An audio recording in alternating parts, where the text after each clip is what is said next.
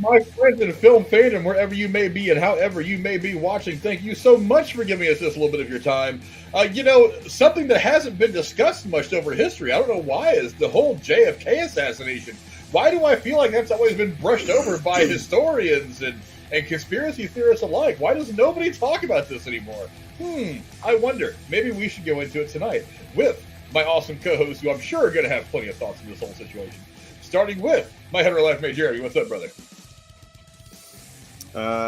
Pretty good. I'm definitely over having stuffy noses, sore throats, and everything of the sort. But you know what? I live in the north, so it's just making me harder to kill. But we're not here to talk about the north. We're here to talk about Texas. So I know I've invited Tex up here so many times, but I'm pretty sure he'd come out here and it's like below 50 degrees and he'd probably just shrivel up and die. So that is true. That is true. He survived the frost. He survived the frost a couple of years ago. I think he'd make it. What was it, like 40 degrees? Hold on, I've got the best cut for that right now. Boom. Yeah, and like I said right before we went live, I'm like, I didn't sit here and make coffee at 8 o'clock at night to not sit here and talk about some conspiracy shit. I'm ready. Yeah, that's going to be a fun part of the conversation, I'm sure. And of course, our good friend from down south, the Shape from the Lone Star State, my man Tex. What's up, brother? All right, we're going to do a live experiment. I have a 9mm round right here. Like, obviously, the primer has not been shot. Hollow point is intact. Okay, alakazam. Alakazoo. Well, I guess that whole magic bullet theory thing, that doesn't work. What do you got? Well, you're not a graduate of Hogwarts, so what do you expect? What kind of magic spell do you expect to put on it? That is true. I didn't use it's Leviosa. It's always the enunciation that gets me. Dadgummit, it's his accent every time. It's that southern drawl. God dang it. Tex, you're scaring the Canadian. Don't do that. But look at his face. It's priceless just now. I mean, look. Would you expect the two from Ohio or the one from Texas to whip out a bullet 2 seconds into? And we're demonetized already.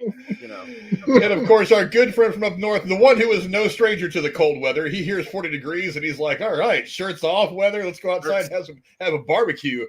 From Alex and the Garbage Man, our friend Alex. What's up, brother? As a famous Canadian once said, "I came to confess. I was the second gunman on the grassy knoll." Well, second, third, or the fourth? Which one? Because there was many that day. Like, which one were you? Are you sure you were the second? My favorite is the one where they're like, there was somebody in the car that shot at him, and I'm like, what? You mean the whole? You mean the whole AR-15 accidental fire method? Yeah, I know that one too. Yeah, how a good. Because I think they had just invented AR-15s at that era. I think barely just invented them at that point. Or at least the concept of one. Yeah. Well, let's get right into talking about it, shall we? We are here, of course, to talk about JFK, which is a 1991 American epic political thriller written and directed by Oliver Stone. The film examines the investigation into the assassination of John F. Kennedy by New Orleans District Attorney Jim Garrison, who came to believe that there was a conspiracy to assassinate Kennedy and that Lee Harvey Oswald did not act alone.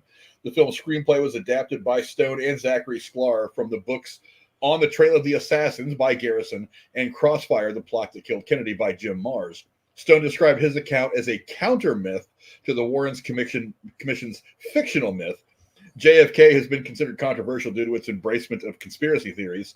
Despite the controversy, JFK received critical praise for the performances of its cast, Stone's directing, the score, editing, and cinematography.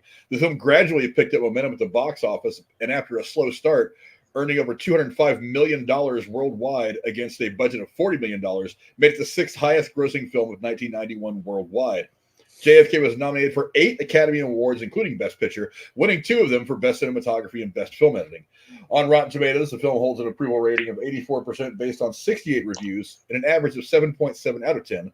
The site's critic consensus reads, quote, "As history, Oliver Stone's JFK is dubious, but as filmmaking, it's electric, cramming a ton of information and excitement into its 3-hour runtime and making great use of its outstanding cast." I'll go to you first, Alex, as our guest reviewer for the day. Give me your quick thoughts on JFK before we dive into all the spoilery stuff. Well, as the old saying goes, when you're in Texas, look behind you, and in this particular case, back and to the left. That was good. I like how Tex knew where he was going on too. the swivel, because apparently they're all around. Honestly, that's I just you never know. That deer could come back alive and try to get back at me for what I did to him. You never know. Good. Bambi's coming back and he's pissed. So clear your minds, strap yourselves in, and have your notepads at the ready. If it's not the performances, the editing, or the music composition, then at the very least, the 4 big info dump scenes should keep you engaged throughout. And wow, there are 2 versions of this, the theatrical 3-hour 9-minute and the one that I saw, the 3-hour 25-minute director's cut. Either way, you are in for a hell of a ride. I agree with that. Tex, how about you? Some quick thoughts on JFK. Kevin Costner should have won Best Actor just for the courtroom scene alone. I know, Hannibal Lecter won the Oscar that year, blah, blah, blah. I don't care. It should have been Kevin Costner. Y'all know me. I'm a boobs, murder, and blood guy. That's what I go for in a movie. But there was minor on the blood and the violence, and this is a epic 3-hour film that, as Alec just spoke about, it sucks you in. You get into the drama, you get into the story. It doesn't matter if you're a well-versed, conspiracy truther or you're just generic sheep. This is one of those films that engrosses you and takes you for a ride. So I agree. Check it out. Jeremy, how about you? Give me some quick thoughts on this before we get into the spoilery stuff. Yeah, you know what? Eat your heart out, Atticus Finch. I think Kevin Costner tore that courtroom apart, man. So there's a lot to be said just from that. And I mean, like you said, there's enough in this movie going on, like you said, with the info dumps that, like, man, you're just like, you're kind of like leaned in, like listening. I'm like, hey, if Donald Sutherland sat me down in a park somewhere, I mean, I'd fucking listen to him too. But that's just because it's Sutherland. But anyway, yeah. Usually, I mean, I guess to credit to this movie, I had never actually seen it before we did this review, but I was like, wait a minute, isn't this like a super fucking long movie? It's got to be. I looked it up and it's all 3.5 hours. I'm like, son of a bitch, there's my whole day. Okay, I had to commit to this. Now, usually I am absolutely beat when I come home from work, but I tell you what, I sat down and watched this. I'd never once like blinked off, nothing. I was engaged in this movie the whole way through. So, yeah, like you said, good testament to. I mean, it's loaded with people in this movie, actor wise, and yeah, it kept me going from start to finish. So it's worth a watch. Yeah, I think the consensus review kind of says it all. That if you're a history buff like I am, that you look at this and you kind of like, you side eye it a little bit. You're like, I don't know, Oliver. I think you're getting a little bit off base here. We don't really know. He could be 100% true, of course, but it's like what we know, or what we don't know, kind of, it all points to like, one thing. So him taking a few liberties, you kind of side-eye it a little bit, but if you just put that aside, just watch it as a movie, act like you didn't know anything about John F. Kennedy, the assassination, that whole thing. If you just watch it, it's from the jump, it's wildly engrossing. It starts with the assassination. So it's like, and honestly, let me just real quick, I don't have this on my list, but the narration by Martin Sheen at the beginning of the movie, and that already, during the credits, he's building a certain amount of tension that just carries the entire movie. So you know what's coming too, like it's kind of like Titanic. You know what it's coming to. You know what's going to happen, but you're still kind of interested in the visuals. But yeah, I mean, this movie from start to finish, there really isn't a slow point in this movie. You have periods where the dialogue doesn't come as fast, doesn't hit you as hard, but it's still very dense, either surrounding the stuff with JFK, or maybe you get those glimpses into the personal life of Jim Garrison and his wife, where you start to it becomes a little more emotional and not so much, about the assassination. And like, this movie never really stops. It's always hitting you from one angle or another angle. It never really gives you a chance to breathe, but it's not so overwhelming that you kind of just get buried by it all. He's feeding it to you at the proper pace. The pacing of this movie is very important. He's feeding it all to you just the right amount, just the right time, and and by the time you're done, this is like I've said 100 times that like Avengers Endgame, the movie does not feel like it lasts for 12 hours or however long it is. I get to see that movie every time I watch that movie. I'll sit there from start to finish and not move. It's the same thing with this movie. It's like it feels like this movie is 2 hours long. Like Alex was talking about the information dumps. There are those times where it speeds up and you lose track of time because it feels like, these scenes were 20, 30 minutes long in and of themselves, but they felt like they were 2 minutes long because you were just so engrossed that the time flew, you didn't even know it. But, let's get into Oliver Stone as a director real quick. I'll go to you first, Alex. I mean, his list of movies is pretty amazing. I mean, I can read you some of his movies: Platoon, Wall Street 1 and 2, Born on the 4th of July, The Doors. Every movie is different. Every movie is great for different reasons. What do you think of Oliver Stone as a director? Very interesting director. A lot of different paths he's taken in his career, and I applaud him for that at the very least. This is pretty, well, relatively pretty early in his career. I think he started in the mid 70s, and this is 91. A lot of people, when they get famous, when they do something great, it's usually early on in their career. This wasn't right at the beginning, but this was probably about, well, looking back on it, this was a really good, the years building up to this, you could see where he was going. This is probably my favorite Oliver Stone film. Any Given Sunday being a close second, even though I'm not a sports guy, and tied for third is Talk Radio and Salvador. So very engaging director, knows how to tell a story. Yeah. Tex, how about you? I mean, we've all seen him. Maybe you haven't seen all of Oliver Stone's films. You certainly have seen his biggest, most public ones. What do you think of him as a director? Oh, he's one of the directors that he comes from an era of director that he doesn't like whenever he speaks, whether it's, I mean, hell, I think he's been on Joe Rogan twice in the last few years. He's one of those directors, kind of like a Wes Craven. You feel the knowledge come out of him. He's a very passionate director. I mean, hell, not only did he make this JFK movie, but after this, he went back and he did a documentary about all of the knowledge and stuff that they looked at. This is just for this movie alone, this was a passion project for him. But one movie that you didn't list that's my favorite from him is Natural Born Killers with Woody Harrelson. That's one of the best movies of the 90s. That's like a ayahuasca-filled dream trip of just the most weirdest, messed up stuff. But it's so entertaining that you can't not watch it. I mean, the prison break scene alone during the halftime of the Super Bowl, it's like how he planned this stuff out. It's epicness on another level. And I mean, Oliver Stone, he's, I don't know where he ranks in greatest of all time, but he's definitely got to be in the conversation. He deserves it. He's up there. Yeah, I would put him as one of the top 10 modern day directors, probably pretty easily. Right. Well, that's what I mean. Yeah, Jeremy, what do you think of Oliver Stone as a director? You've seen plenty of his movies as well. What do you think of his work? Yeah, I'm just kind of looking over this thing here. I mean, if you just throw out Platoon, Wall Street, like Tex said, I'm surprised no one said Natural Born Killers. Actually, both Wall Streets, weirdly enough. And one that I did not know was his that I own for some reason, World Trade Center with Nicolas Cage, which is it's a hell of a movie. So, I mean, yeah, even stuff like that, like he knows how to take some of these, important moments in history and just, he makes this hell of a movie that, like I said, World Trade Center really is like, it's them trapped under the rubble of the World Trade Center for the entire movie. But I'm like, God damn, I was like in it the whole time. Like, oh my God, are they going to make it? They're going to get out? Like, is anyone going to hear them? Like, holy shit. So yeah, like I said, just a quick glance over this. Like, he knows how to make, some pretty attention grabbing movies for sure.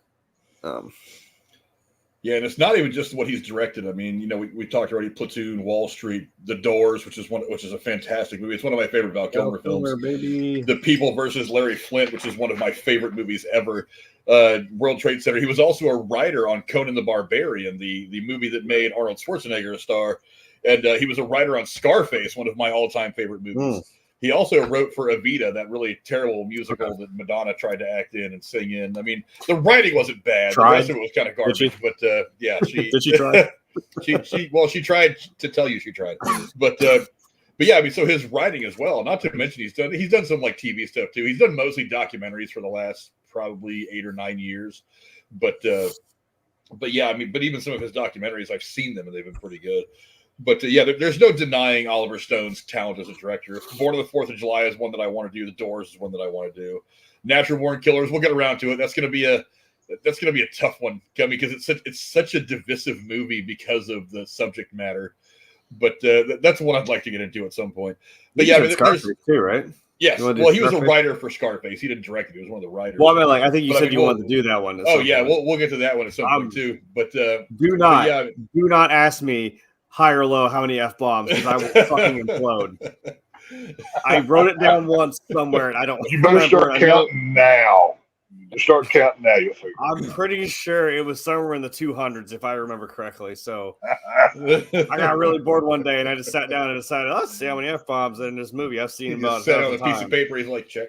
I did. You start making marks. I sat there with my dad. I put the movie on. I was just bored. I mean, this is years ago. I still lived at home. I just did that because I was just fucking bored one day. So that's great. It was like 200 something. Yeah, but there's no denying Oliver Stone as a director. I mean, it's different subject matters too. I mean, from the greed and the excess of the '80s in Wall Street to the effect that Coming Home had on Vietnam veterans and Born on the 4th of July, then doing a biopic on such a insane person like Jim Morrison in The Doors and in Nixon and in People versus Larry Flint, and then tackling a sports movie at Any Given Sunday. I mean, the guy is just kind of like, this is interesting to me. I'm going to make a really awesome movie about it. And then it's just like, he makes this amazing work of art. It's like, wow, this is an Oliver Stone way of looking at this thing that, I know me and Tex being the big football fans, we've always just watched football on Sundays and been happy if our teams win and sad if they lose, but he like really examines it in a way that even people like us may not think about it like that all that often. I can't watch Any Given Sunday without, I mean, obviously it's a great movie, but I can't watch it without getting somewhat emotional because, I mean, they filmed that in Texas Stadium. The Dallas Cowboys won 5 Super Bowls in that stadium as their home. So looking at that now, that's just nostalgia bait. That's like, oh my God, how could they ever tear that place down? Like, it's just on that level for me. I very much love that. And it's a great movie. But, it's got my cowboy connection. So it's all good.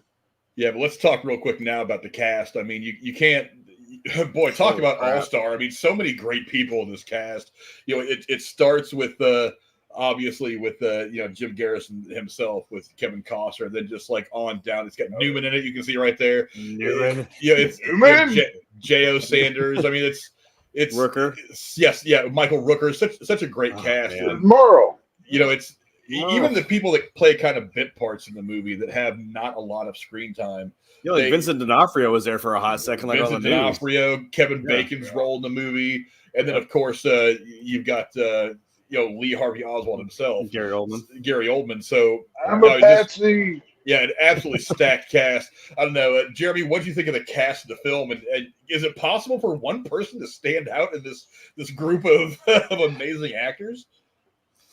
It's that's the thing too. Is I always I hate to just cop out and say like Kevin Costner, of course, because I mean it's the lead character, and again, by every right, he should be praised for this movie, but I mean, damn, I love when movies like this come out that have, like you said, they have a stacked cast all over the place. Like, I think when I watched Saving Private Ryan, like when I was a little older, I was like, oh my God, there's that person, there's that person, there's that person, there's that person. Like, in every scene, there's someone who's like either they were on their way up or, there's some guy over there who's going to be griping on about family for like 10 movies. Who dies like really fast, but shorter than battle having him. You know what I mean? And it's just wild. It's like it's hard to really try to pick one. And also I think I'm surprised Tex didn't say we got Carrie in this movie, Sissy Spacek playing Kevin Costner's wife, so that's pretty dope.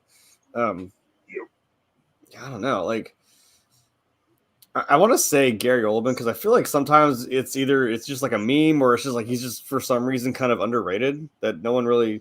They're just kind of like, oh yeah, that's that guy. Yeah, he's the guy that hijacked Harrison Ford's plane. Okay, like, I think it's my thing about the casting with that is I'm like, when you get it at least pretty spot on to like you look at him and I'm like I could have seen some grainy news footage of him and think like holy crap he kind of looks like Lee Harvey Oswald like when he had the the busted up eye and stuff and when they arrested him you put that side by side and I'm like damn that was actually pretty close and I think he pulled that off pretty well so I think that's where my vote's going is I almost said Lee Harvey you know how I mean Gary Oldman not yeah it's another conspiracy there somewhere. Gary Oldman. Yeah, how about you, Tex? What do you think of the cast of the film? And again, if it's possible, who stood out to you the most? Oh, well, the cast is amazing.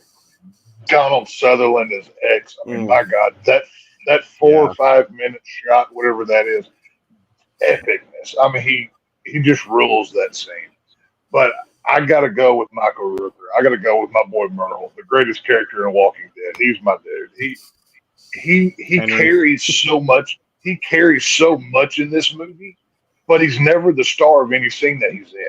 He is always in the room with so many big players that he's just like the workhorse. And then it's so for him to be kind of the patsy of the group that that basically the worm at the end of it that undermines everything that they did for years.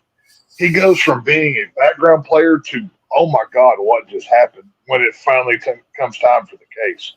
If you don't have Michael Rooker's role in this film, you can't get to the payoff scene of the courtroom without his portion of this. I mean, everybody contributed, obviously. Sissy Spacek was great. Donald Sutherland, like I said, I just mentioned, but it's Michael Rooker for me. I mean, that's he's awesome. Fair. Hey, Alex, how about you? What do you think of the cast of the film and who really jumped out at you that kind of carried it in the spots? Obviously, I'm going to agree with both Tex and Jeremy. Gary Oldman, up to that point in time, I had seen him in Sid and Nancy from 1986, great performance. State of Grace from 1990. Rosencrantz and Guildenstern Are Dead, also from 1990 with Tim Roth. Great movie. And he has proved over and over and over again over the years just what a great actor he is, be it lead role, supporting, bit part, doesn't matter. But to agree with Tex about Donald Sutherland's character X, when you've got a character that is basically just an exposition dump, you really have to be a professional actor in how you deliver those lines because you are, in essence, telling part of the story. You yourself are a storyteller and you have to keep the audience engaged, but as well as the character, you have to reveal little bits about the character to reveal who he is, what his role is, to be emotionally engaged and attached. So those two performances really stood out for me. However, the actors I saw for a second that I really got excited about, especially viewing the director's cut this time around, Bob Gunton, Pruitt Taylor Vince, who I love, Frank Wally, who was in the director's cut, and Ron Rifkin. I mean, who wasn't in this movie at the time that you would not recognize? Yeah, I agree with all you guys what you said. There's two people that jump out at me specifically for their importance in the way that this whole thing is presented. One of them was Sissy Spacek because it's really easy to get wrapped up in especially where we are at this point in history. We've all grown up with a lot of movies and TV shows surrounding either Kennedy and his personal life or Kennedy and his death, and here and there his administration, which all of his successes in his short time as president kind of get lost in all the fog and haze and the rest of the stuff. But it's really hard. It's really easy to forget that behind this story, there were actual people attached to it. One of them was Jim Garrison, the man, his wife, his kids. So having that personal thing to contrast behind the events of being the only person to bring a trial in the assassination of Kennedy, of all this, of kind of consolidating his information out and all this, it was an interesting contrast to to the intensity of it all, having that little personal thing. The other one was Michael Rooker. He served an important purpose to me, and I'm interested to know exactly in real life whether he was that ardent about making sure that there was a differing viewpoint in there to kind of keep everybody honest.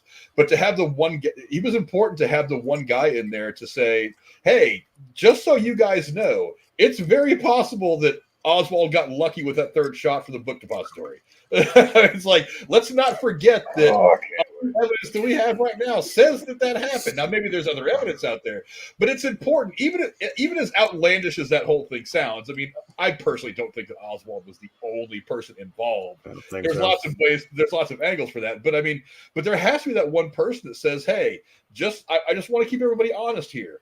We could all have this way wrong. Maybe Clay Shaw had nothing to do with it. Maybe Oswald acted alone. Let's not discount anything, because it's important that we take all these things and give them equal weight. And that was the important thing to me, having that one kind of voice to kind of buoy the opposition, saying, hey, let's not get too far over here. Let's remember that over here is still possible.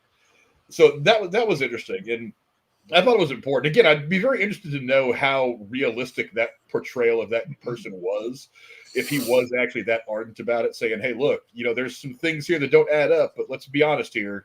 Can we believe the CIA at the time anyway? Can we believe the CIA? Can we believe the mafia? Can we believe the Cubans? Can we believe, yada, yada, yada, Johnson or whoever else may have been involved?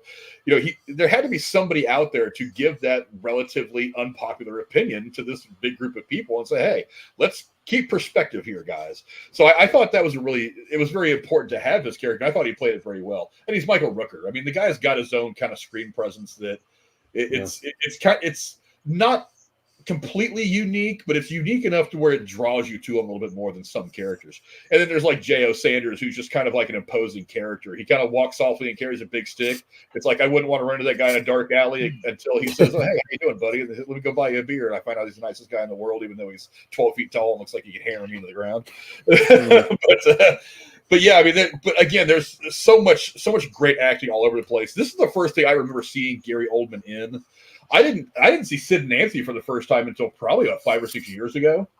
When I stumbled across it, and I was like, whatever, I'm bored, I'm going to watch this. It's got a young Gary Oldman in it. I watched it, I was like, holy shit, that movie's pretty damn good. That's what I just recently I thought about trying to find so I could watch it again. But yeah, and then of course, Harry Potter and all that stuff. I mean, yeah, this is the first thing I can Commissioner Gordon. Yeah, this is the first thing I can remember seeing him in. And then, of course, all this other stuff, like, Fifth Element, of course, Air Force One, all this other stuff that we talked about. But get off my plane.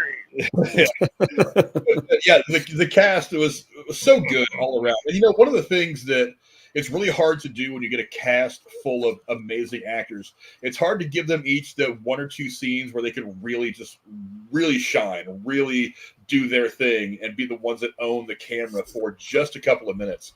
It's really it's a testament to the director that they can give all these great talents. Now, obviously, Costner is going to be the big one who really carries the film, but it's like J.O. Sanders had his moment. Michael Rooker had some moments. Obviously, you had Donald Sutherland in there, that whole scene. It's like even Laurie Metcalf has got scenes like in that one information dump scene at the restaurant where she's kind of quarterbacking that whole scene and giving all this information. It's like Newman at a couple of points. It's like everybody had a chance to kind of shine on the screen and to own the entire frame for just a couple of minutes in just the right way at just the right time. Really a great testament to the way that Oliver Stone put this movie together. Because when you have all this talent and you don't use some of it right, you kind of look at it and say, why the hell was that person even here? It's like even Kevin Bacon. It's like he's got that whole scene at Angola. It's like where he's telling the story. He's kind of shining in that moment. And it's really like the only time, with the exception of a minute or two in the courtroom scene where he's even on camera. But he gets to really be Kevin Bacon, to be that actor we've always known him to be. Yeah, really fantastic the way that he gave everybody a chance to carry the film in just the right spots. You know what I mean? But but this movie, let's face it, I don't know if I want to talk about the plot so much as just, was this kind of Oliver? Because the plot, we all know, it's about the Kennedy assassination. That's the plot, and right. the aftermath of it all, and trying to figure out who did it.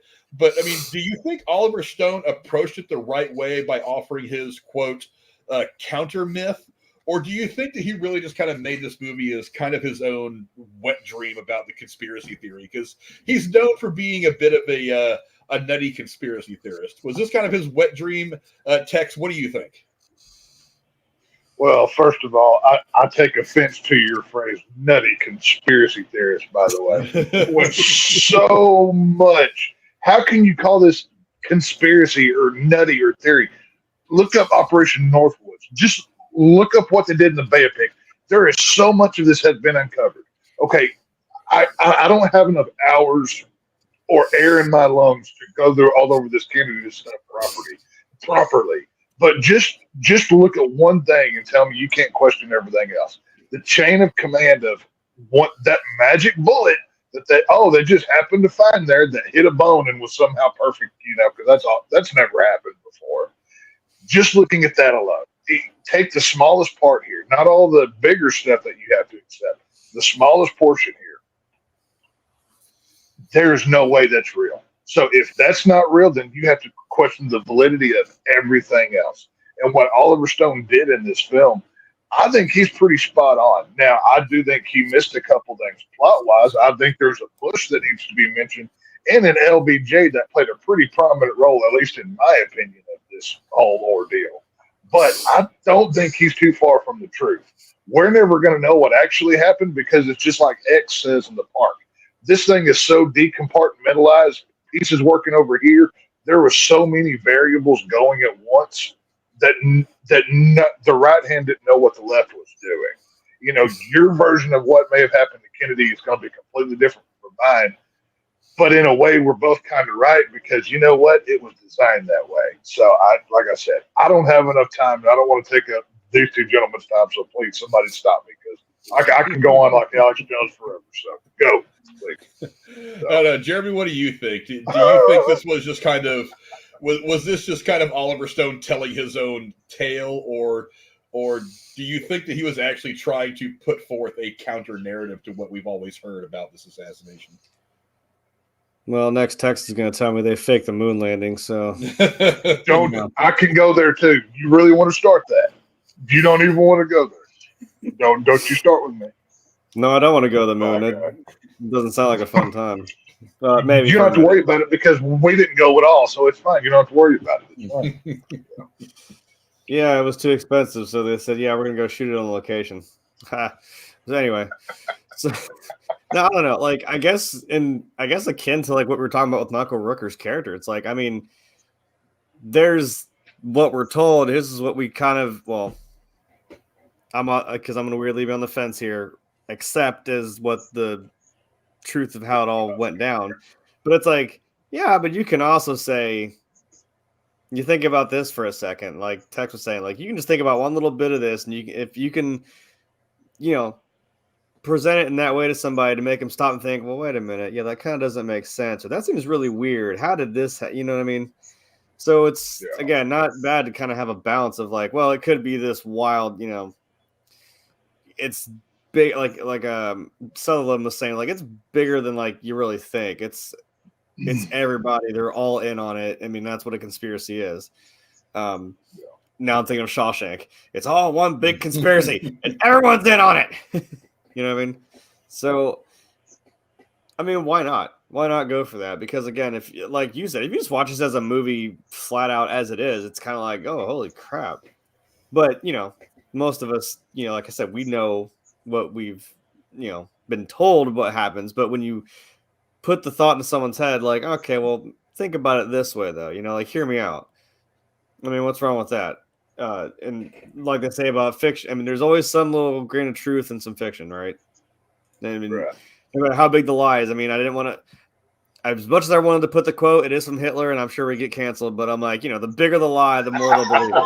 We don't need to go that far. We don't need to go that far. That's too far. That is the thing. However big, I mean, you're talking about that. You're talking about Hitler there.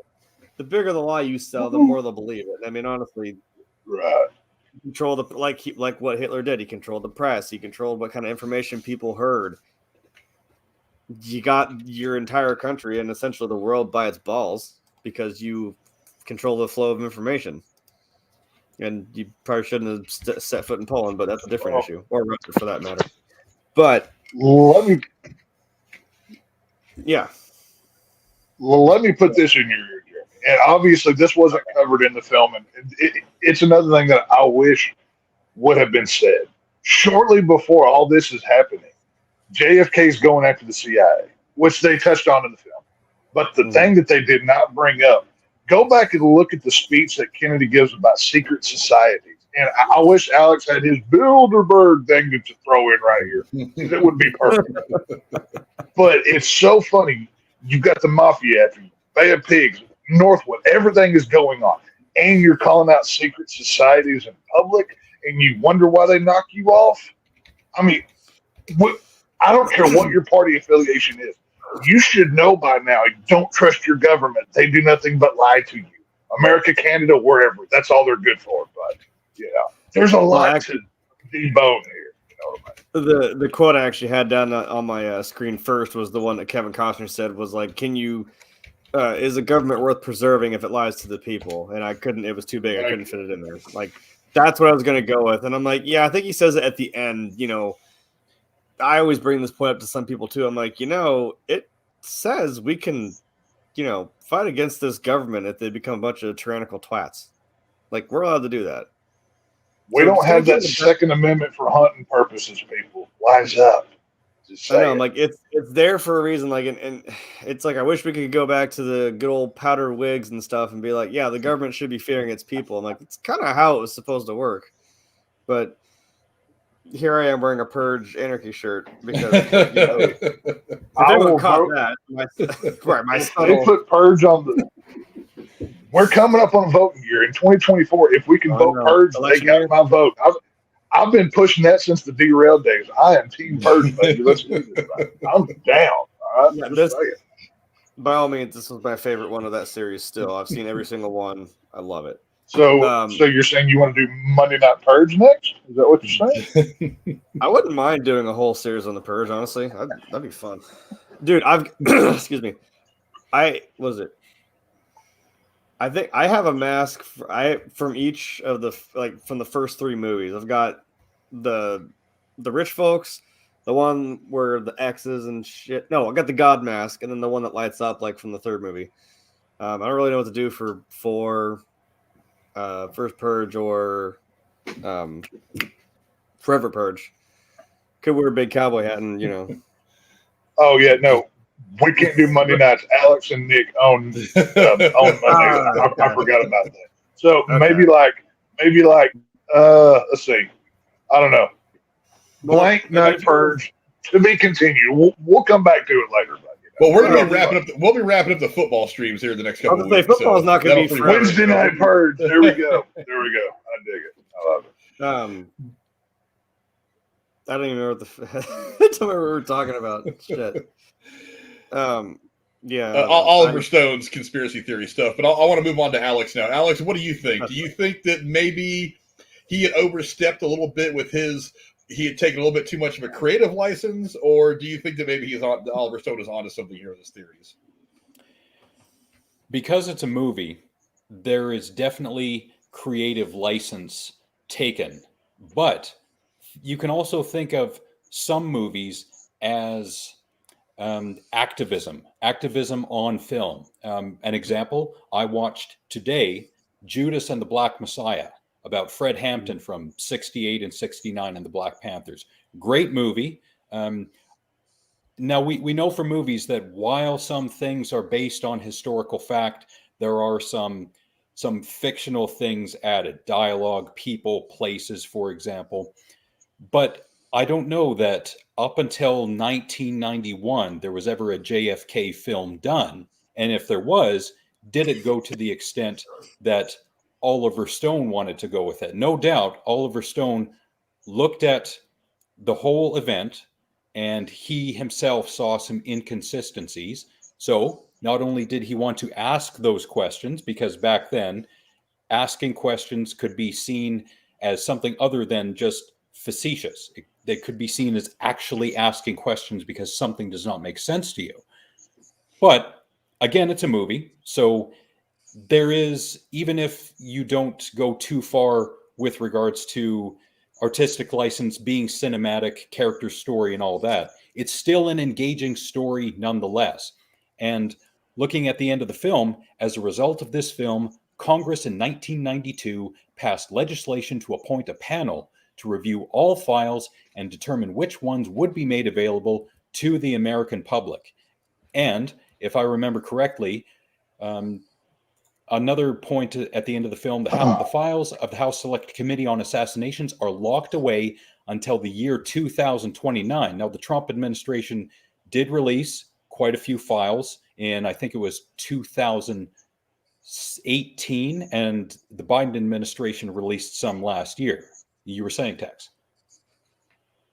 Oh, no. I was just going to say Trump did release a lot of those, but even he blacked out, or under his administration, they blacked out most of the integral information that people were actually wanting. So it's like, oh, here's your Christmas present, but it's the box of the thing that you want with nothing inside, is basically what that equivalated to. Yeah, you know, for me, it's like, look, I understand the Oliver Stone. Look, it's his movie. It's his bag, whatever. He can do what he wants with it. I don't have any problem really with him, with this being his conspiracy theory wet dream, because look, the guy put up the money for all this, and the guy put years into making it. It's not like some of the things that he puts forward in this movie are entirely implausible. But you know, I think the important thing about this movie is not necessarily that it's entirely historically accurate or factually accurate. I mean, it's important, but it's that it puts the arguments out there, because there is still so much not known. I mean, for all the stuff that got released in the 90s during Clinton after this movie came out, for all the stuff that Donald Trump's administration released about the assassination, for all the stuff that is going to at one point be released, hopefully in our lifetimes, they're never going to release the real stuff. I mean, the answers that they have that are meaningful are probably never going to see the light of day. So, I mean, so it's important. So knowing that, it's important that we make not these assumptions, that we put out there the different arguments and the different angles of how this thing kind of went down, so that we can at least start to put it together for ourselves, if we're not going to be given the answers by the people that, well, might still be alive and still have them. I mean, to be absolutely honest, who the hell knows? I mean, who's even still alive that would even know anything of the truth about the Kennedy assassination? Probably 2-3 people would still be alive that were significant, that maybe had knowledge of the whole thing as opposed to just a little bit of it. But you know, that's kind of a whole different thing. But yeah, maybe it's his wet dream, but again, it's his movie. He can make the movie he wants. It's like, if anybody would have gone to Damien Leone and said, "Hey, you can't make a movie about some murderous clown," he'd have been like, "My movie, bitch. Make whatever the hell I want. If he wants to hack up a 12-year-old, that's my decision." And it worked out pretty well for him doing whatever he wants. Right. So I mean, that's what I'm saying. Let him make his movie. Again, it's important to. It's, you know, like I was talking about Michael Rooker's character, it's important to assess all the angles, even the ones that seem like they're not right, because as soon as you discount one thing, you may start discounting things just out of hand without really looking into them enough and making sure that they are a part of what you're trying to get at or not. So, you know, it's important to take in all the evidence, is my thing. But yeah, I say that while it was a bit heavy-handed at times with his personal opinions about what happened, that it was probably still very well put together. I think he made the movie that he should have made. But I mean, let's talk now about really probably the most exciting scene in this entire movie, and that's the conversation between Kevin Costner and Donald Sutherland. Man. I mean, I talk all the time about the diner scene in Heat, how it's one of my favorite it's one of my favorite scenes to watch, because you've got two great legendary actors, generational actors, reading good dialogue, the good guy, the bad guy, not shooting each other, but just having a conversation, which is something we never see the good guy and the bad guy do in a movie like that. It was such a different way of portraying it. This is very tense dialogue, putting it all together, giving the answers in the world that Oliver Stone has created in this film, whether it's factual in real life or notwithstanding. But I mean, just again, it's a scene that lasts for something like 20-something minutes, but it feels like 5 minutes. You get so sucked into it that it really just you almost catch yourself not blinking when this scene is on, because you're just so glued to what's happening. I'll go to you first, Tex. I mean, is there a scene in the movie as good as this to you? only scene that I would say is on equal footing, because as I started this out with, Kevin Costner's courtroom scene at the end, after he sees his family walk in, and he gets that emotional break, that kind of crackly voice because he's so passionate about what he's doing. Those two scenes in the movie are top tier. I mean, I can't say one's better than the other, but both of these scenes are so well acted and for such different reasons. When you've got X in the park with all of, I mean, it starts on the steps, and then they're all the different Washington stuff and all the sites and the monuments, and it's got like the music laid on perfectly. It's like the best episode of Law and Order you've ever seen. You don't want to blink, you don't want to leave it because it's so captivating. And then it to end in such a peaceful place, I find that very. I wonder. Well, I know why they did that, because they wanted to be away from everybody. But like in the film, they're talking about something so heavy and such rich, like assassinating a president in a peaceful park with goose flying in the background and families playing. It's such a ironic place to have. Yeah, like you could imagine somebody. Yeah, you can imagine somebody tossing a football back and forth and over there on the ride, whatever it may be. And they're talking about world-changing events, and it's crazy to think about something like that could happen. But yeah, the only scene that's anywhere near as good as this is Costner's courtroom performance. But Donald Sutherland, man, he's, for the little bit you get of him in this movie, he could have been nominated too. I don't know for what best side character. I don't really know the categories. Supporting actor. He could have got something for it. Supporting actor. Thank you. Sorry. Yeah, I'm still in JFK conspiracy brain mode. I'm like, I think you and I are probably stuck on the same part where I'm like, okay, but how does that bullet do that? That's the one thing I can't get the way my brain is wired. Like, okay, because when we were initially supposed to have this review, last week or something, I watched this. I was like, oh yeah, Roger Stone did that documentary. So not only did I watch the 3 hours of this movie, then I watched the documentary, and then I fell back into the rabbit hole of JFK conspiracy, and that took up 2 whole days. So my brain is a little bit, I can't help myself. I don't know, Jeremy, how about you? What do you think of this conversation with Mr. X? Is there another scene that rivals it in this movie to you? I don't know. Like you said with Heat, it's like you got two guys that are like on opposite ends of the aisle here, but they're sitting right next to each other having, like I said, a conversation about some pretty big shit. Like, I mean, a sentence as simple as even, you're saying like you're going to assassinate this world leader. It's like, okay, but as he was saying, like, there is no way you go about that without, everybody having a hand in it. There's all these pieces that all have to move at the same time. And I mean, just even you think statistically, I'm like, there's no way that they don't have, that it couldn't be possible that you have all these resources, even in the, early 60s to try and do something like this. So, and like you said, I don't know how long that scene lasted, but I think after, it ended and I finally was able to exhale, I was like, damn, how long was I listening to him for? But I was like, damn, it just kept coming right after every word out of Donald Sutherland's mouth, man. I was like, holy shit. I think even Kevin Costner's character was going like this, like, holy crap, like, hold on a second. What'd you just say to me? And I felt the same way. Like, god damn. You get something like that laid on you. I mean, that's going to take a second to take in. I don't know. That's to come to come in and have someone like him, even just for the one scene and still knock it out of the, well, I don't know if they're in a park, but I was going to say knock it out of the park as you did. That's impressive as hell. Yeah, Alex, how about you? I mean, this scene, again, it's just so amazing. Just the dialogue delivery specifically on Sutherland's part, because he really kind of carries this whole thing. It seemed like I didn't come to play, man. Yeah, it seemed like in parts that Costner was just along for the ride.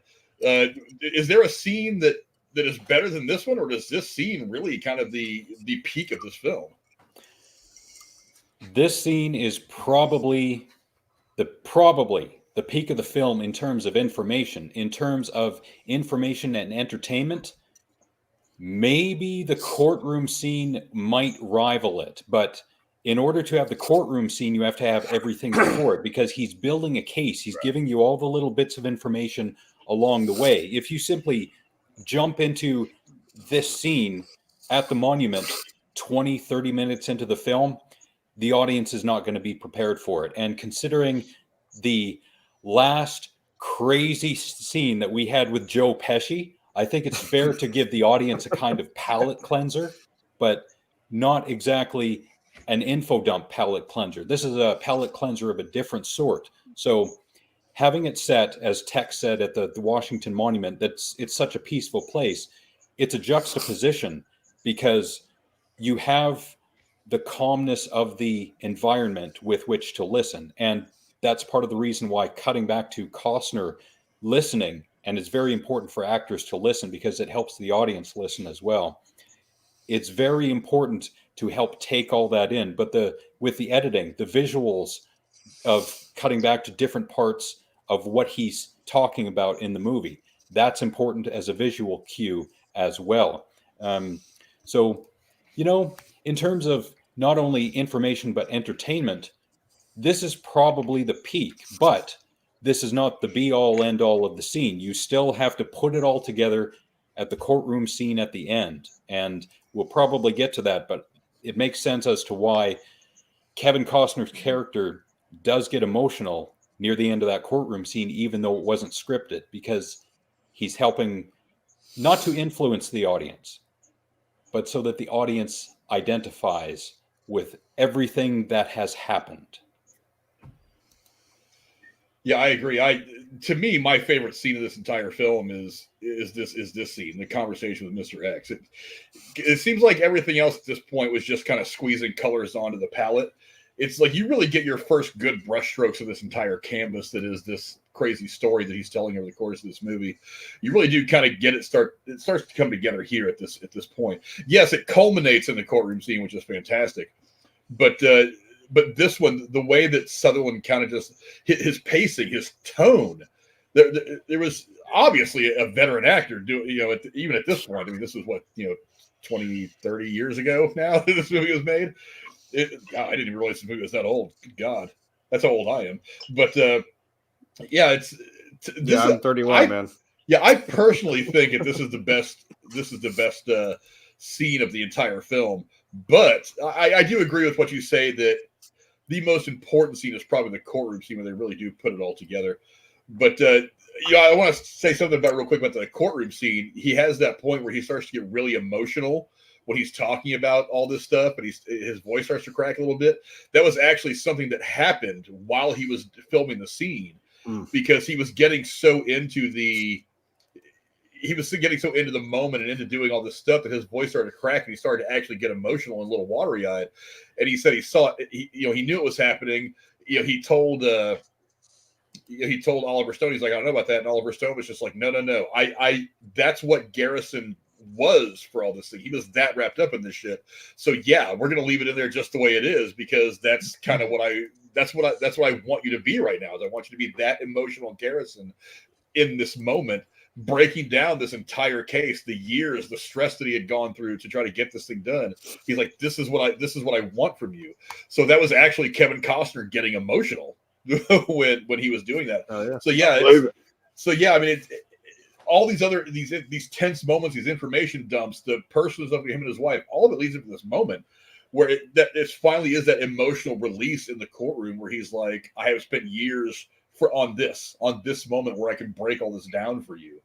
So yeah, I mean, so while it's my favorite scene in the movie, in large part because I've always been a big Donald Sutherland fan, certainly I think the more important scene is the courtroom scene, because it is the culmination of this entire crazy ride. The arguments with J.O. Sanders and the other guys, the dealing with David Ferry, the taking the risk, all this stuff going public before he wanted it to, dealing with crazy manic David Ferry, Joe Pesci, it all kind of culminated to this moment. But real quick before we get into the trivia, I mean, I'll give us a little bit of time to play with this because I don't think you can talk about this movie and not kind of have at least a little bit of this conversation. I'll start with you, Alex. look, I don't want the stream to become about this, but like I said, I think we ought to at least get the cliff notes of our personal opinions out there. How do you think the JFK assassination went down? I mean, there's a poll in the YouTube chat right now. You guys can vote on. Do you think Lee Harvey Oswald acted alone? So far, only 4 votes, but everybody says no. I'm one of them. But I'll go to you first, Alex. Give me kind of a rundown of what you think may have happened. That's a big ask. I'm trying to think, like, damn, How where do I start? How do you do that? How do you do that quickly? I don't know how to do this. What I would like to do, and it's a shame that Tex is not there on the scene live streaming from Dealey Plaza. That's a huge mistake. I will leave right now. I'll see y'all in about an hour. I'm gone. Right. We'll still be here, I'm sure. I think, and I'm pretty sure that Jesse Ventura has done something like this, but I think a total recreation of the whole thing would be nice. And in order to do that, I call on someone to take on the role of the late, great JFK. Casey is raw. Oh, wow. That's a big gift for him. He should be honored. And I bring it up for a reason, because there are some similarities between the late JFK and Casey is raw. For one, both of them have been missing their brains for years, and they're both dead and they don't know it. Wow. Shout out to Casey.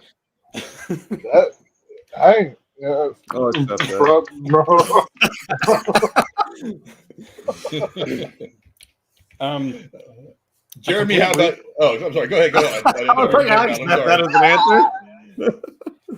A recreation would be nice. However, like Garrison said in the courtroom scene, fancy physics. Elephant with its tail tied to a daisy, it can prove anything. Well, come on, use your common sense. Were there 3 bullets? Were there 3 shots? Have you ever fired a gun in Dealey Plaza? And I'm asking anyone this. And if you haven't, then what do you know about shots in that kind of place with regards to echolocation? There are very minute details that you have to consider with this, and everything happens so fast. All witnesses, and we know this from listening to other people, many witnesses, when they see something, they will all have their own perspective and have their own details on it. Not to take away from witnesses, but not all of them are exactly trustworthy. They will see things that are not there. Now, did it happen? Was Lee Harvey Oswald the lone gunman?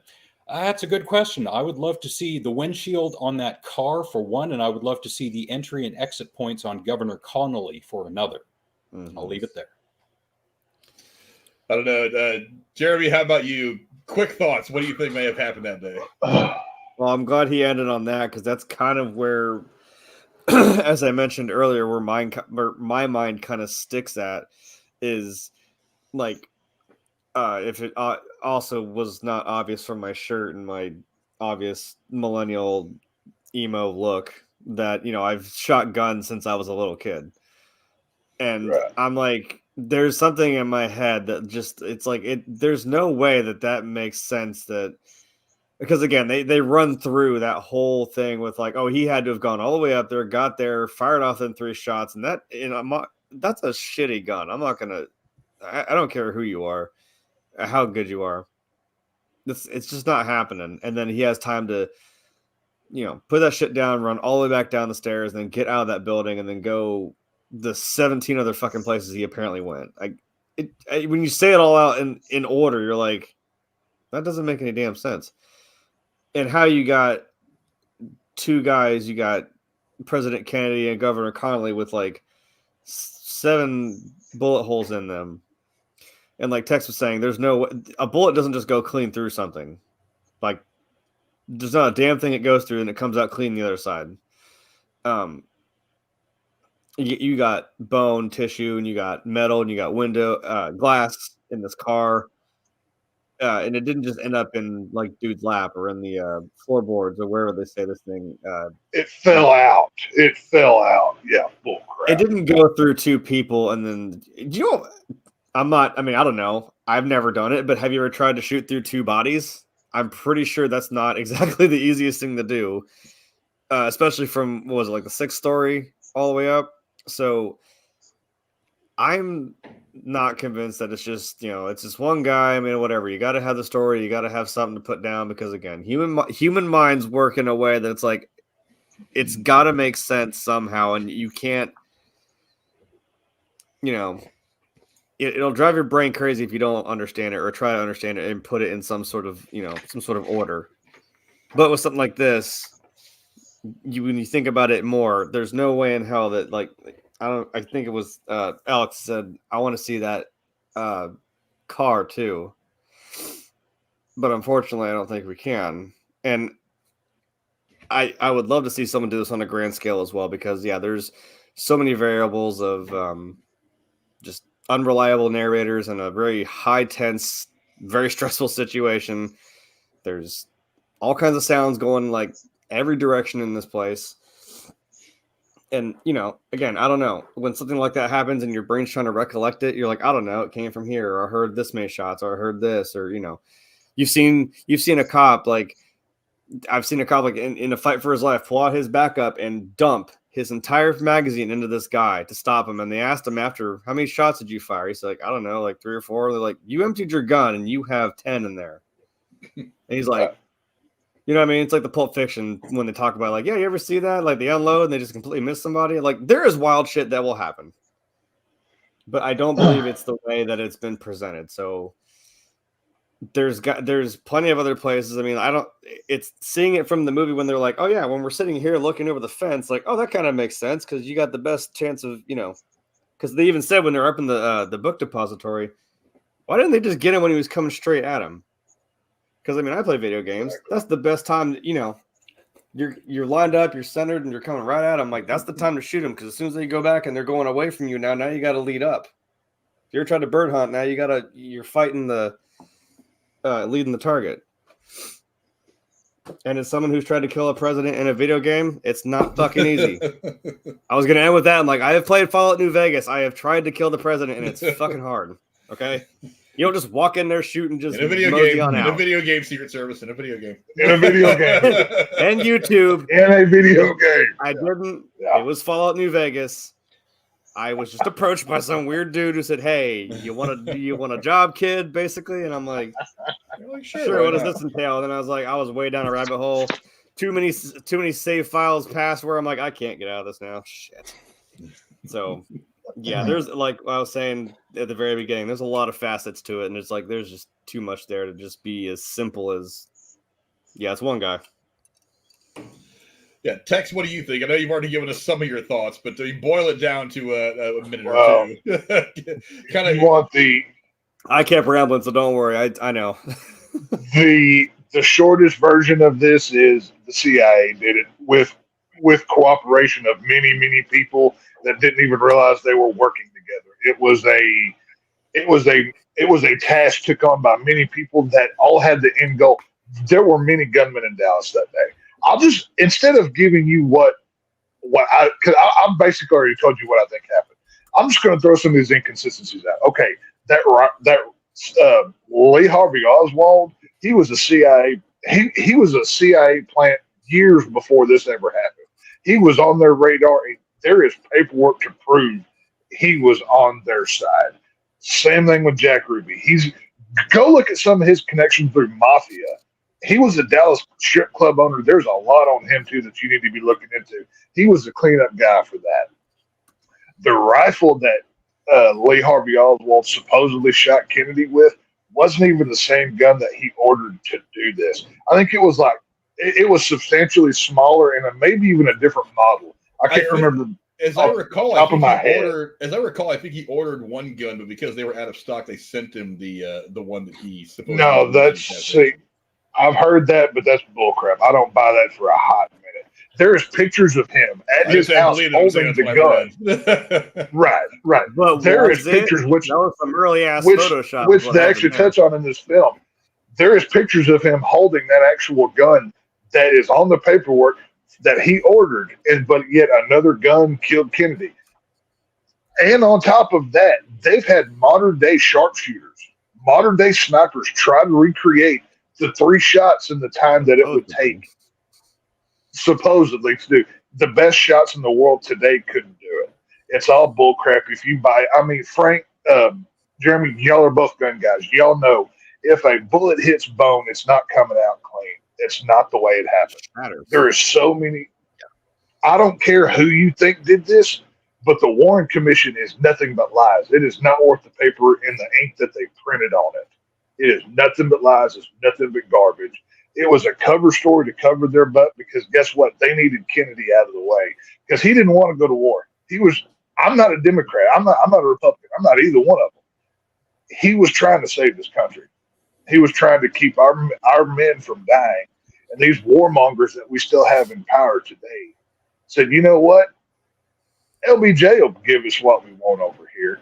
LBJ wasn't in charge of anything. He was just the one that he benefited from this. Just like X says, follow the money. Who benefits? You know, he's throwing out fingers and he's throwing out this. I don't have enough time to break this down. We'd have to go hours to do it properly. But whatever the Warren Commission says was bullcrap. It was not Lee Harvey Oswald. He may have been there, but he didn't pull the trigger. Yeah, I'm of the mind that Oswald was certainly involved, and he may have been the only shooter that he knew about. I'm willing to bet there was someone else there, and maybe not others. Maybe the other shooters that were there, maybe they didn't actually fire their guns, depending on how this plan was going to go down. But I'm pretty sure at least one other person probably did. I mean, look, I know the evidence that is public, they discuss right now, says, you know, Lee Harvey Oswald got lucky from the 6-4 book depository and whatever. We'll go with that for right now. But there's definitely something more at play here. Because most certainly, I mean, Kennedy, I think Vietnam has a lot to do with it. Kennedy didn't want anything to do with Vietnam. Much like we don't really want anything to do with, you know, the Ukraine. Operation Northwood. But yeah, he obviously he did not want anything to do with that. And obviously the generals wanted to go in there and kick ass because, I mean, at that point, we, you know, our worst military, you know, experience was Korea, which most people consider a tie. So we were all kind of high on the horse as America when it came to our military. Yeah, we go win every war. And then, you know, Vietnam kind of went the way it did. But I think their balls were feeling awful big. They're like, yeah, we're going to take care of this Vietnam thing. And Kennedy was like, why? Why do we need to send anybody over there? Why do we get into this shit? There's more important things to deal with. They're like, no, I want to go kick more ass. And then they got the war they wanted. They just didn't get the outcome quite that they wanted. But war is very profitable. And obviously, like I was about to say that war is big money for a lot of people. So they probably wanted it too.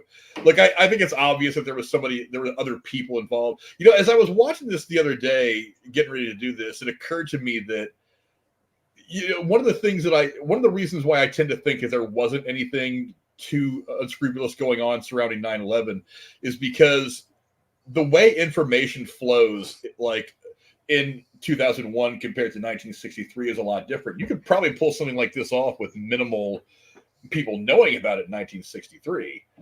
It's like, because who do you really need? You need the money guy, because, you know, somebody's got to pay for all this. You need at least, let's say it's just Oswald. You need one shooter, and you need a few handlers and some guys in the right spot to put the pawns in place. That's not really a whole lot of people. So in 1963, you could have compartmentalized this. So let's say, for example, like the conversation that he has with Mr. X, with Donald Sutherland, all that could be 100% true. And maybe they just had one guy say, you know, whoever was at top that actually had some knowledge of this whole plan say, okay, give this general an order to do this. Don't tell him why, just give him the order. And then he does it not knowing what he doesn't know. He has no idea that it's involved in a bigger thing. He's just like, my boss ordered me to do this. It sounds like a normal order. I'm going to go ahead and execute it, and on down the road I go. And then he gives somebody else an order, totally separate, that is going to interchange with the other order, but neither one of these guys really know that these two orders are going to be connected somehow. And he goes, oh, that sounds like kind of an average order. So there was probably a lot of people that were involved in this that had no idea what they were involved in. So it's like I call Tex and I say, hey, Tex, I kind of want to change that parade route. The press secretary thinks it'd be great to have him drive down here or whatever. And you say, okay, sure. So you change parade route. And then I call Alex and I'm like, hey, Alex, yeah, you're gonna go to Alaska for a couple of days. Like, yeah, I know we got that big trip to Dallas for the president, but it's like we got all that covered. So why don't you go up there and just do some stupid shit that normally you wouldn't do, but get out of town for a couple of days. Pack your bag. You're going to Alaska. And then I call Jeremy and I'm like, hey, why don't you make sure that we have some quiet security down in Dallas? Yeah, call this company. They're a company we've worked for before, knowing I know they're the shooter, but Jeremy doesn't. Jeremy goes, oh, okay, that sounds about right. We want to have some security there that maybe is kind of low key. So he calls and sets it up with these guys because I dropped the name on him and he doesn't know what's going on. So it's like all these people that have probably had a hand in it probably had no idea what the final outcome was going to be. They just thought they were doing some mundane thing, not understanding that it was a part of a series of events that was going to lead to back into the left. So that's kind of what occurred to me as I was watching this the other day, that there was probably a ton of people involved that had no idea what they were involved in. I mean, because kind of sounds like a question that gets asked whenever something happens in government. What did you know and when? That question gets asked a lot whenever big events happen. It's very curious that that an argument like that would be presented with that question. But who am I? There are still people that think that we had advanced knowledge of Pearl Harbor and we let it happen because FDR wanted to get in the war or something like that. It's like, no, he didn't. FDR could have gotten in the war. FDR could have gotten into the war a year and a half before that and didn't. Mm-hmm. There's so many rabbit holes that doors have been opened up on this podcast. I'm having to just bite my tongue and just not go full on Alex. You have no idea what I'm. One of my favorite conspiracy theories, though, surrounding Kennedy, and I heard this years ago, and I'm pretty sure whoever said it, this is something that they probably pulled straight out of the fucking National Enquirer or something like that, is that Kennedy was part of the cabal that creates presidents that goes back since the beginning of the United States and blah, blah, blah.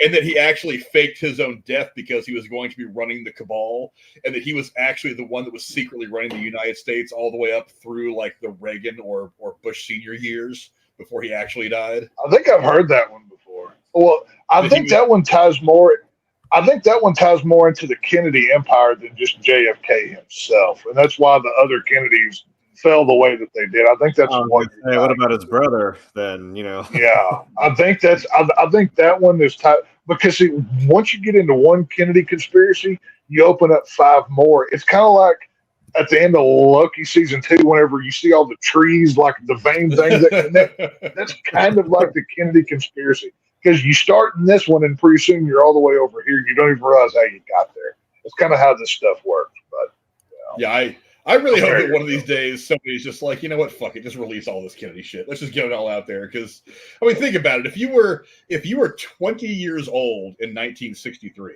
I'm saying, let's say you were born in 1943. Well, if you were 20 years old and you had even a feigning amount of knowledge that this is what was going to happen, today you would be in your 80s, and I would imagine that there was probably nobody that young that was involved, at least not knowingly anyway.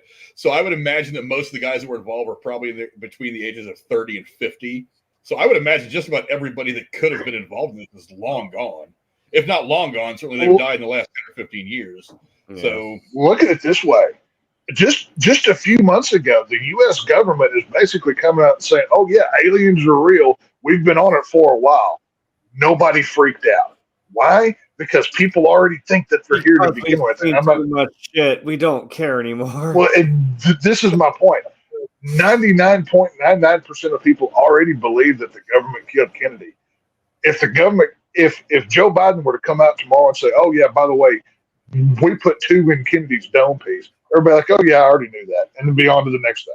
They'd be like, okay, what's for lunch? It wouldn't change it. Everybody already knows. You want to go back to Loki? They'd be like, "Yeah, very sad." Anyway, right? It's you know what? The whole alien thing feels like the little fucking cat toy. Like, hey, look at this! Look at this! They're doing shit over here, and I'm like, "Yeah, right. I know what this is. Like, I don't fucking care." Take the same government that alienated people for decades. Oh, you believe in those weirdo aliens? Oh, you're stupid. They validate it by coming out on television and say, "Oh yeah, this might actually be something. This is the same government.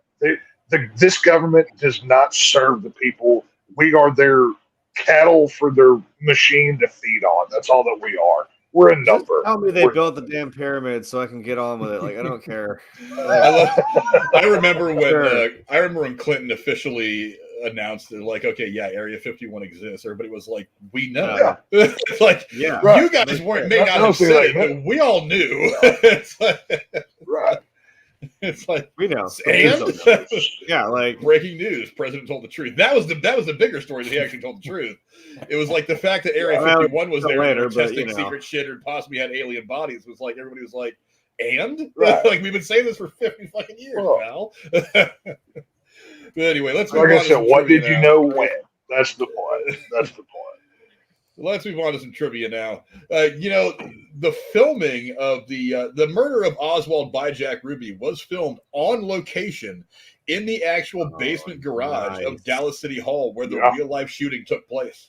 Oh, that's awesome. Yeah, that's weird, but that's actually kind of awesome. Yeah, have y'all ever been to any of the Dealey Plaza or anything around there?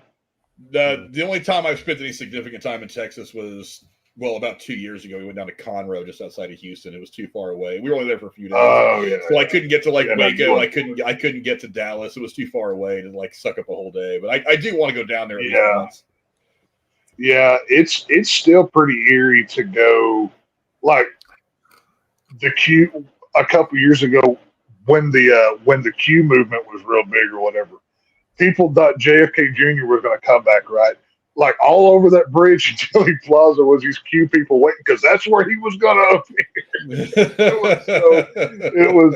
I'm like, guys, y'all are making people like me look bad. I never bought into that crap. You're making me look stupid here. Like, chill out. Just take it back.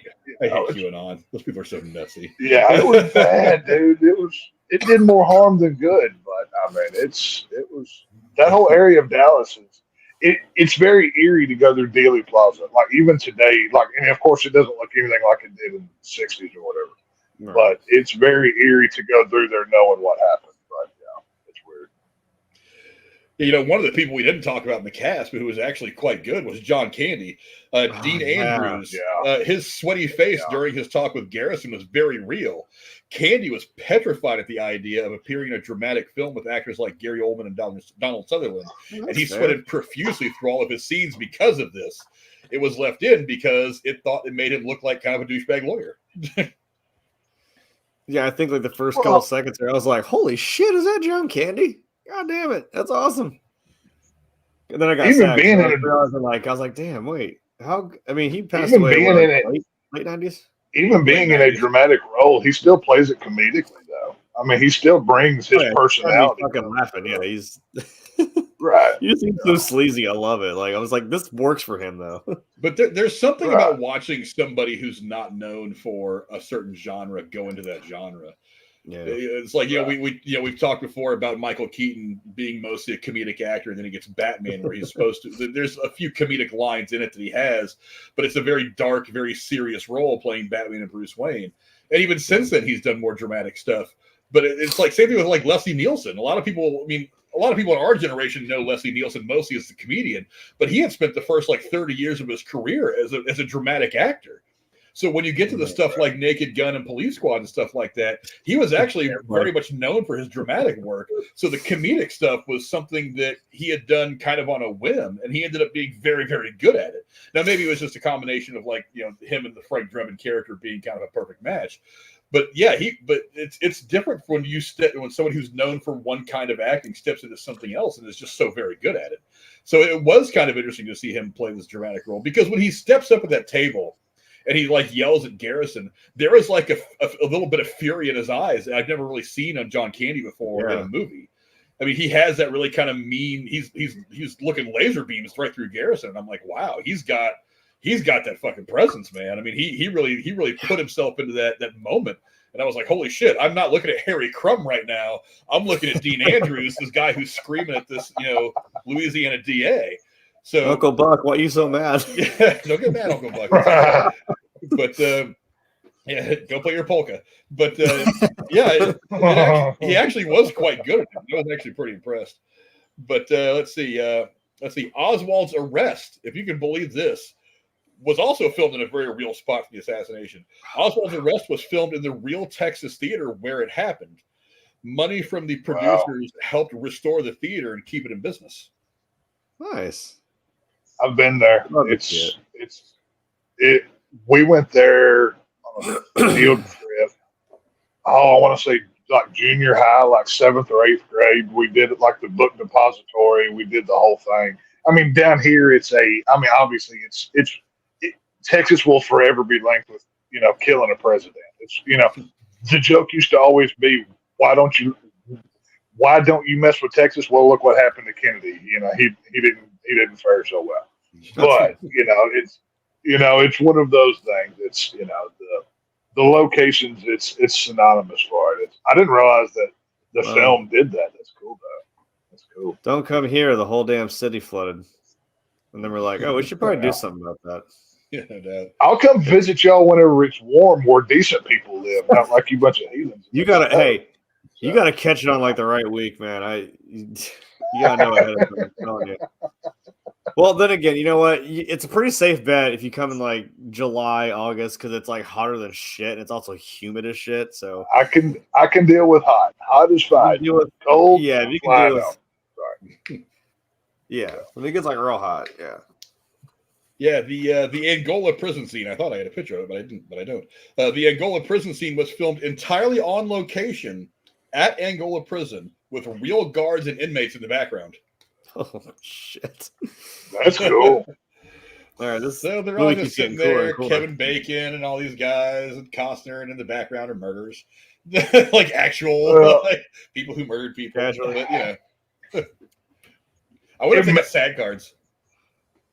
Oh, that'd be hilarious. Some dude's doing live for like eating people, and he gets SAG healthcare or something. Here's my SAG. Well, they were just on strike, so they may not have been doing so hot the last couple. But hey, yeah, that's funny. Let's see. Shortly after this film's release, I found this one very interesting.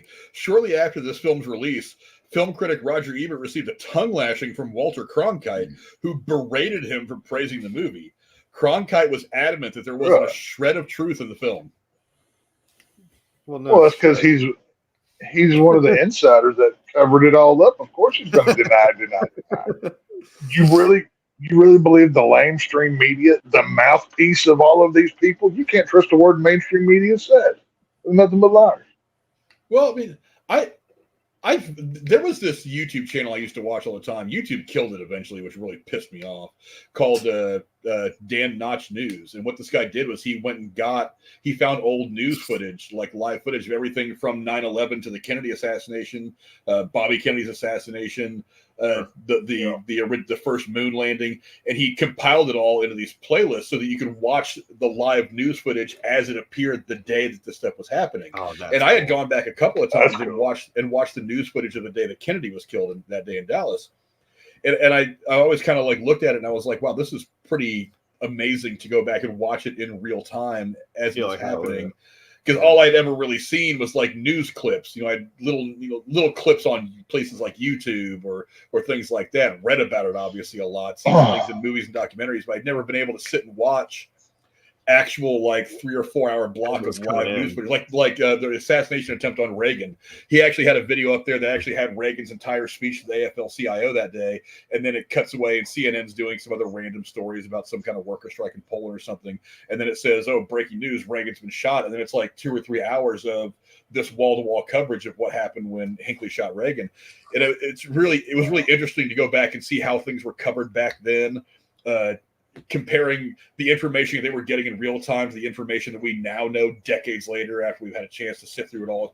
It's all been investigated, and all this information has been put together. YouTube eventually killed the channel because of copyright issues, which I think was stupid. I mean, I thought it was a fantastic channel. I mean, the moon sounds like a cover up to me. Well, they had the moon landing stuff on there. They had like election night coverage for like 5 or 6 different elections, going all the way back to I think the Nixon Kennedy election in '60, and then the Reagan landslide in '84, and the more recent ones like Trump and Bush Gore and stuff like that.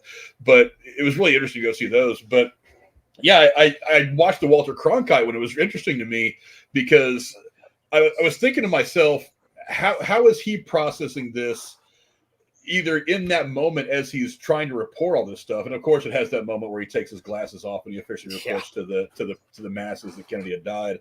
In the years from that moment to when this movie came out, that he wouldn't have said, maybe there's more information than I have now than I had in the moment where I had to sit there and announce to the world that John F. Kennedy had been killed.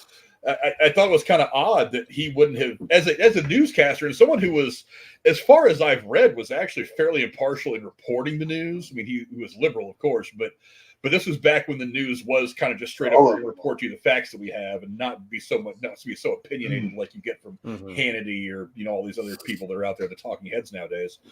But I read that and I was like, that's really intriguing that he would just think that this whole movie was just a bunch of malarkey. You know what I mean? I figured that he would at least kind of looked at it objectively and said, what do I know now that I didn't know back in that day in '63? Yeah, that was interesting. But, Mr. X could have been played by somebody entirely different. Marlon Brando actually turned down the role of Mr. X. Whoa. Brando would have been interesting. That would have been really interesting. Now, I like, don't get me wrong, I like the fact that we got Sutherland, but I mean, Brando.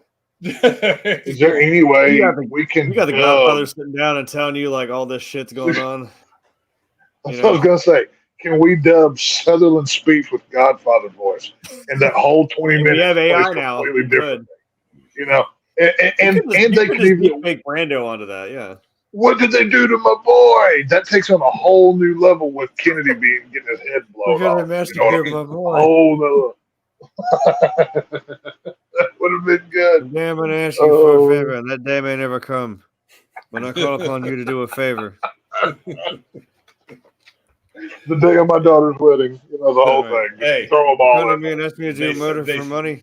They say the mob was involved. It's a possibility. That's true. Oh, they were. Oh, just look up. Like I said, why do you think Jack Ruby was involved? Dallas mob. They're still in Dallas. I promise you, they never left. Just say it. They're still there. And that's when Tex cuts out because the mob got him. I was going to say. I'm one per stream.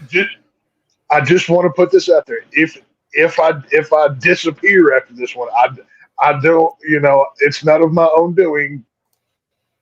See, there you go. I'm sorry, I couldn't help myself. I couldn't help myself. I was like, oh please! I know his hands on the button. I'm like, come on. This just proves something. Frank is in on the whole thing. Frank knows I know the truth, but he's going to discredit all these nutty conspiracy theories. He's trying to discredit the truth that I'm delivering here. This is, for this to be the harsh truth, he's trying to silence me right now. This is bad. I've been called a shill before, so it's okay.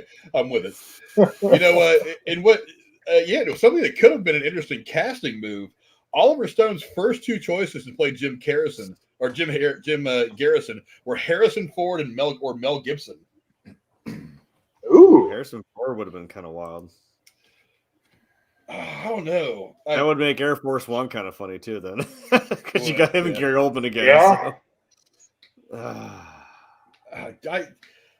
Harrison Ford would have been interesting. Well, also, I don't know that I like the idea of Mel Gibson. Not after Lethal Weapon. Not so soon. No. Yeah. I was gonna say let's not talk about how accurate that was. After he did Lethal Weapon, that changed the trajectory of how a lot of people saw him. Like we're also leaving out the fact that Kevin Costner did Waterworld, so there's also that happened. The thing, it's there. It's a thing that happened for sure. I used to have action figures of Waterworld whenever I was a kid. I don't even know why I had those. Like, that's nuts. That's crazy. I didn't know they made action figures of Waterworld. I was like, they made them? Oh, they did. Oh, yeah. Oh, yeah, dude. Oh, yeah. I had them. Waterworld? Oh, I had them. Yeah. Yeah, Boy, I had them. some really super niche action figures. How much Well, does that shit go for I'm on guessing- eBay now? I'm curious. Hold on. I'm guessing most of them probably line the bottom of landfills these days because nobody wants them because it's Waterworld. But right, you know, right there next to the ET video games from back in the Let's day. say with the landfill in New Mexico. it's that next level on top of the ET video game. It's that next level. But, You dig down underneath the ET games, you're like, is this Kevin Costner? Why does he have web feet? Aquaman. More Holy potential, crap. more potential casting Yeah. opportunities. Did you know that Charlie Sheen, Alec Baldwin, Tom Cruise, and DB Sweeney were all considered for the role of Lee Harvey Oswald? oh, I gotta see if wise. I could see Charlie Sheen. Still trying to keep the look going. I think that could have worked. I can't see Tom Give Cruise. me- give me coked out Charlie Sheen playing Lee Harvey Oswald, and I will pay double. You know what? If He just There lines you up, go. boom, winning, and just like drops a gun and It's leaves. like, Tiger's blood, bitch! Pop, pop, pop. God damn it. I honestly, I like the fact that at the time, Gary Oldman being kind of early in his career and not hugely known the way he is now, I think it gave the air of mystery to the Oswald character because he was such a mysterious figure anyway. I mean, even now with what we think we know about him, he's still What year did Dracula come out? Bram 92. Stoker Dracula. A couple of years after this, yeah. That was 92. Okay, so it was the year after this came out. Then that okay, all right, Okay. yeah. The one thing, Well, DB this came out in '91, so yeah. Yeah, DB Sweeney would have been interesting too because it's not just finding someone who kind of embodies him, but someone who kind of looks like him. Tom Cruise, let's be honest, is too good looking. I mean, especially at the time. I mean, at this point, he'd already been Maverick. He'd already been in a bunch of other movies. I mean, he was too big of a star Risky business. to blend into this. role the way that- '91. Is that when Days of Thunder came out? Was that '90? That was early '90s when that came out. No, Yeah, it was like probably late that 80s. year. No, it was like '91 or '92 when Days of Thunder. So he would have probably been shooting. That's also a worker. But yeah, No, Charlie 1990. Sheen- You're right. Charlie Sheen, maybe. I say Alec Charlie Baldwin, I don't know if I could see him in that role either. Yeah, DB Sweeney is the one I think could have been interesting. If I could see a couple of scenes of DB Sweeney in the role, I would like to see that just for the look because I think that at the time he was still relatively young, so he probably would have fit into the role a lot better than the other guys. But I mean, ultimately, I'm glad we got Gary Oldman because Gary Oldman kind of killed it. Now, I've got two more pieces of trivia that are most certainly going to stir a little bit of talk here. Did you know? Let me find the picture. That Tommy Lee Jones was a classmate of an actor named William Hootkins. Hootkins, at the age of 15, was a person of interest in the Kennedy assassination. He had taken Russian lessons from Ruth Payne, who had let Marina Oswald stay at her house during her separation from Lee Harvey Oswald. Whoa. That's not even the biggest. That's not even the biggest thing. Weird actor connection you're going to get. Oh, that's coming up next. I think I know what. Does the other one involve Woody Harrelson, his dad? Yes. Okay, I thought so. I had a feeling that one was coming. I didn't realize Tommy Lee Jones had the connection. That's crazy. I didn't know that. Yeah. This guy learned Russian from Ruth Payne, who you actually see in this movie in like some of the interview clips. That's really, really weird. That's not even 6 degrees of separation. That's 2. You're not even really separated at that point. You're actually you can feel the heat from this thing. But yeah, I thought that was really interesting. Well, now, it really adds some levity to that whole thing, which I firmly believe, by the way, of basically Hollywood is just the propaganda division of the CIA, which there's so many connections. It's even if you don't believe it, it's at least interesting to look into. But how many prominent actors come from government families and everything else? There's a lot of meat on that bone if you ever want to go down that rabbit hole too, because there's a lot of connections. Before you bomb drop us on that text, do you still have those Waterworld action figures? Probably at my mother's place. Why, are they worth some money?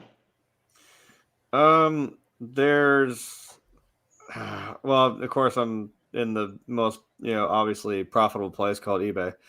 There's Right. some that are like, I think they're still sealed as like a set of 4 here.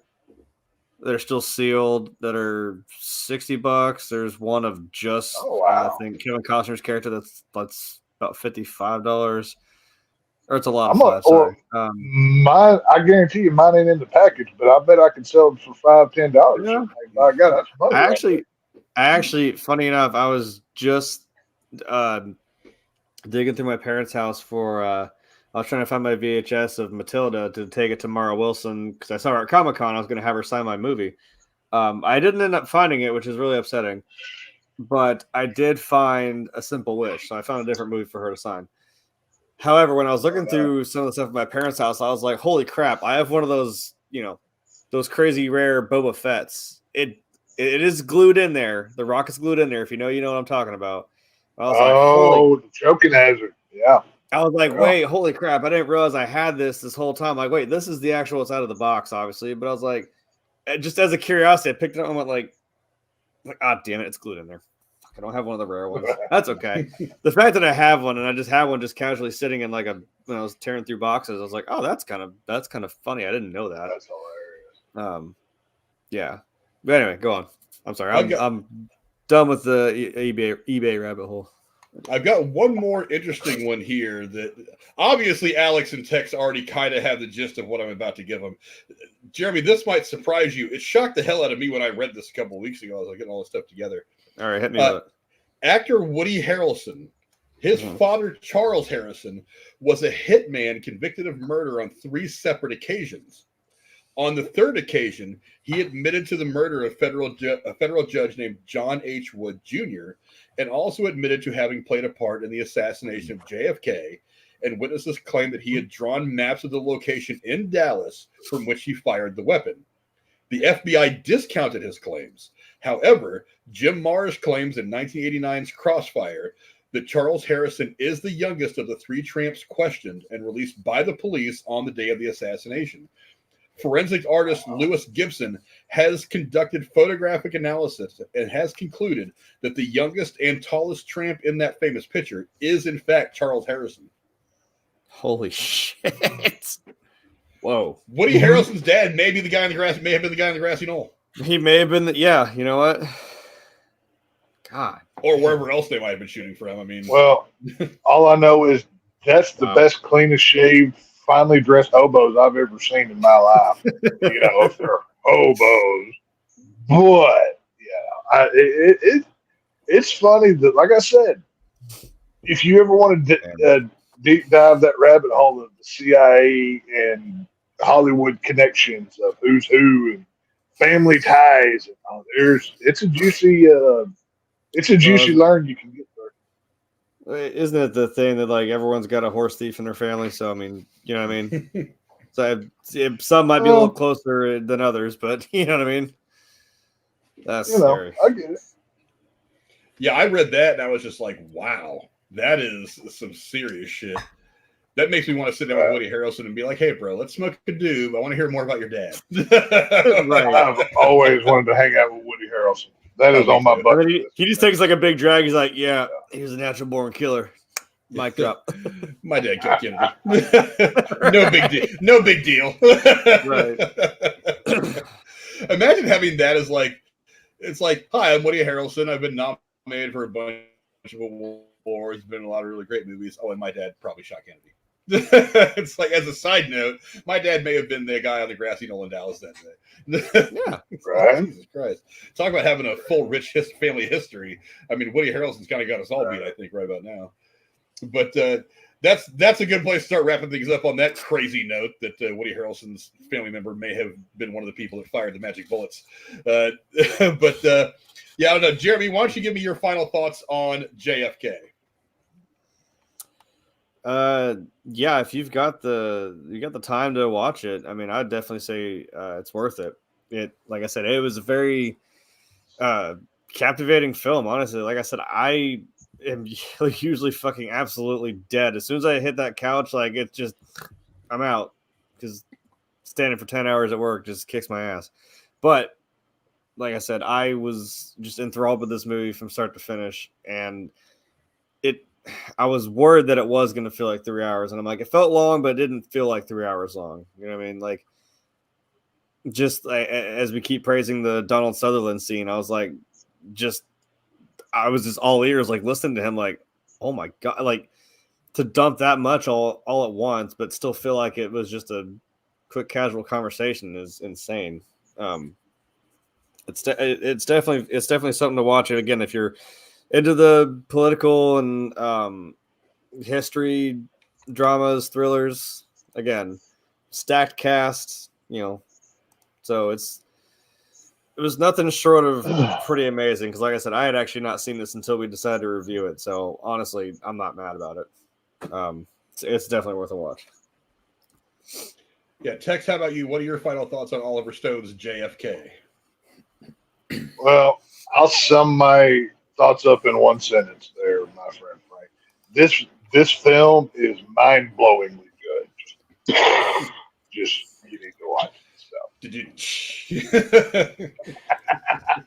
I guess you could say Kennedy was kind of left-leaning, wasn't he?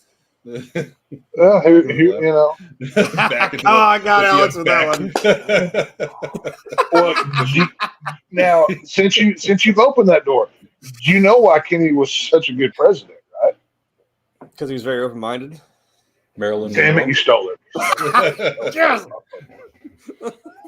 Got it. Oh, good God. Alex, save me. Give me some good thoughts about this movie as we get ready to get out of here. Yeah, please follow it up with something. Yeah. To quote from the movie itself, it's a mystery wrapped in a riddle inside an enigma. This is very entertaining, but it's also very engaging. This is not a film to take lightly, although, as the old saying goes, don't be so open-minded that your brains fall out. You should be skeptical or of everyone. Be on the Dallas Highway, right? Be skeptical of everyone and everything, even those who claim that they themselves are skeptics. And I give this an 8 out of 10. Watch the director's cut if you can. Yeah, I need to get a hold of the director's cut. I know I've seen it once. The one I've got is just a theatrical cut on DVD. Yeah, I didn't know there was a director's cut. That's surprising. Oliver Stone's known to put director's cuts out of his bigger movies. There's one on Born of the 4th of July that I've seen that I need to get on Blu-ray or something. But yeah, I'm with Alex. I mean, this movie real dense, real heavy. I mean, again, it challenges what you think you know. It challenges what you've been told for 60 years now about what happened, about the events surrounding that day, what led up to it. There's also a lot of things about what happened after that is interesting. The way that it was all handled in the 24 to 48 hours after. There's actually a movie called Parkland that's on Amazon Prime that talks about what happens at Parkland Hospital that day in Dallas. It concentrates on like the arguments between Secret Service and doctors about wanting to put Kennedy's body on a plane and take him back to DC for the autopsy, about all that, about the effect that it had on the doctors that were there, having to just like one day it was a normal day at the hospital doing normal stuff, mending broken bones and whatnot. And the next thing you know, the president of the United States is being wheeled in the condition that he was being wheeled in. That's an interesting movie as well. I mean, there's so much surrounding that day that there really are several different stories that you kind of break it down into. They're all very dense and very, very insane to read into. But I mean, just sticking with this movie, I mean, like Jeremy said it, Alex said it, it's you sit down to watch this and you start watching it, and then the next thing you know, you look at your watch like, God, it's been 3.5 hours, and I feel like I just sat down. I mean, the pace is great. It hits you with so much that you almost feel like you don't blink for an extended period of time because you don't want to miss anything that's happening in this movie. It's extremely engaging. Is it accurate? Who really knows? I mean, nobody really knows.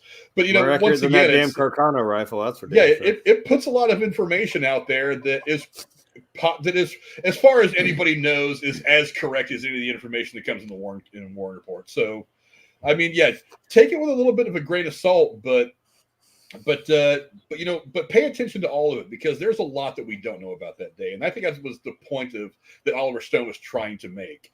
Is the Warren report is probably a third of the information that we really need, if that. And there's a lot more information out there that we can sift through to maybe put together a more complete picture of everything that led up to that insane moment in American history. The terrible moment, intriguing moment. For is an unfortunate way of saying it, but I mean, there's a reason why 60 years later, after most people who have known Kennedy are long gone, after he's been out of the, I mean, Kennedy has always been part of the zeitgeist of America in one way, shape, or form. Be it for some personal stuff, a lot of the political stuff surrounding his death. I mean, he's always there. He's always in the background somewhere. So, watch this. Pick from it what you can. Understand that there's a lot surrounding this incident, and maybe Oliver Stone is 100% correct. Like I said, I'll be the Ravager in this. I'll be his character and say that there's lots of different ways that this could have gone down. Maybe the Warren Commission's 100% right. Maybe Oliver Stone's 100% right. Maybe there's something in the middle. Maybe there's something. Maybe one bullet has 7 entry wounds and exit wounds and never shattered. Maybe somewhere on this planet an elephant is hanging from a cliff with his tail tied to the end of a daisy. We don't know. This is a big world, and we're not all looking at every square inch of it every minute of the day. So lots of things could be happening. But yeah, I mean, just in and of itself, I mean, if you just made this about a random fake fictional president in a random fake fictional town in a random fake fictional state, it's still a very intriguing movie because it is very much a political thriller kind of at its core. That's how he put it out there. So it is a really good watch. And I do love my political thrillers. I love my political intrigue in my movies. It's always one of my favorite things to watch. But go check it out. Let us know what you guys think of the movie in the comments below if you're not watching us live. And thanks to my amazing co-host for being so wonderful and for having so much fun with me breaking down this movie, which it divides opinions because of its subject matter, because of the way it was shot. It's a hell of a movie to talk about for sure. And then maybe we're not done talking about Oliver Stone movies. Maybe we're not done talking about movies based around JFK and either his passing or his administration or certain things that happened during his administration. You never know. There's other JFK based things I'd like to go into movie wise that I think would be interesting. But thank you to my good friend, my hetero life mate Jeremy. Where can the folks at home find you on the internet, my friend? Right here. Every Tuesday, every Thursday, because I don't do sports stuff, but apparently we might be doing purge stuff. So get your masks out and get your playlists ready, whatever. Because now that's gonna happen. But I'm here for it. That's what I'm here for. And I also, like I do say, I'm a terrible content creator, so I don't really do jack shit anywhere else. But like I said, I excuse me. I guess kind of coming back to Fallout New Vegas. I'm building a cosplay, as if any of you saw on the last. I don't know if it was Tuesday or was it last Thursday. I showed the helmet I bought. I actually bought 2 more things today. So that's something I might start doing because I think Brooding Gamer said, like, why don't you put that shit out there on the internet? I'm like, yeah, I like to make props, I like to make cosplays and stuff like that. And speaking of Brooding Gamer, I'll give him a shout out. I mean, I'm a character in his little wacky world of dinosaurs and ghosts because he does a lot of Jurassic Park and Haunted Mansion stuff. So I'm usually tiptoeing around in his videos or filming them for him, and all kinds of whatnot. I also have to say, having a birthday the day after Kennedy was shot is kind of interesting too, to be honest. That's also fun. Which is also the day Doctor Who premiered, which is also funny because it got delayed because of the Kennedy assassination, which is kind of a fun little topic there. So I have to get my yarn out and connect JFK to you and Doctor Who now, because I can probably find a connection. I was going to say that. I'm like, here's my theory. Kennedy is a fucking Time Lord. He died on the 22nd. Ooh. Doctor Who premiered the next day. Regeneration. You can't tell me Kennedy's not a Time Lord. Boom. Is our fair Grim Tuesday Kennedy reborn? Next day birth, died the day before. You ever just about, 40 some years apart or something. It's semantics. Don't worry about it. We'll figure it out. Yeah, just about 30 some years apart. I can't do math. 30 years apart. But if anyone wants it's something that was sitting in the back of my head. 2 things that were sitting in the back of my head as a recommendation. If anyone wants to play the Mafia series It's definitely worth playing through them. Like, I mean, get the definitive edition. It's got like all 3 games. There's a fun little bit at the end of the 3rd game, which takes place not too long after the Vietnam War ends. And there's a fun little scene about a former, I think he was CIA agent, claiming that one of those senators he's talking to had a pretty big hand in killing Jack Kennedy. And being that the game's about the mafia, he's like, yep, the mob wanted Jack Kennedy dead, and you were more than worthy of wanting to give them a hand, as he said. And then he shoots him in the fucking face on camera. So it's fun. It's just fun to get there, and it's a whole. I'll put it in the chat later. It's a fun scene to just watch at the end of the game. And then, of course, since it's Vietnam, Fortunate's son has to start playing as soon as he gets up and points his gun at the senator. I'm like, yeah, it has to. I'm just saying. It's fun, and if I can leave you with a really interesting story, since I know none of us were there for it, but the big question always is, well, where were you when Kennedy was shot? Obviously, I don't think any of us can answer that, but I do have an interesting story. My mom was, of course, around for that. She was in a really interesting place. She worked at a way back in the day, kids, when you had telephones that had, rotary dials and wires into the wall. If you know what that is. She was at a switchboard place for a phone company, and she said she's just doing her job, and then all of a sudden that whole fucking board lit up. Didn't know why at the immediate moment, and then they're all like, whoa, what? You're working the whole switchboard, and what happened? And she found out, oh, it's because the president got shot. And I was like, holy crap, what a place to be at that time in history, working, a switchboard when the whole, of course, now everyone's calling everybody they know. So yeah, that's I always thought that was really cool. That's her answer to that question. So that's where I'll leave with that. And to my man, the shape from Lone Star State, my man Tex, what do you got going on, sir? Oh, whatever we're doing here, but my recommendation for the Christmas horror film you should be watching this time. It's kind of a generic one that a lot of people go to, but there's for a reason. And it's one line and one line alone. Garbage Day. Alex probably Garbage Day. Silent Night, Deadly Night 2. Yes. It is one of my favorite Christmas films. It is, you really don't have to watch the first Silent Night, Deadly Night, because they kind of took that film, repurposed it, and made it into the second one with some newly shot material. But it's such a fun movie to watch. It's got a really cool. There's one really cool kill that involves a deer head and a woman, and the great Linnea Quigley is involved in this kill. But check out Silent Night, Deadly Night 2. I believe it's available on Tubi and Shudder, I think, is where you can find it. But it's the internet. Get creative, you'll find it. So go check it out. And to our good friend from up north, the Canuck, Alex from Alex and the Garbage Man. What do you got going on Monday, my friend? Do you have any idea what that show is going to be about yet? Well, when I'm not here spouting pseudo-intellectual movie reviews, I can be found with my good friend of 30-plus years, Dr. Nick the Ninja Garbage Man, on Alex and the Garbage Man, streaming live every Monday at 6 p.m. Pacific, 7 p.m. Berta, that's Alberta, time on YouTube and Facebook.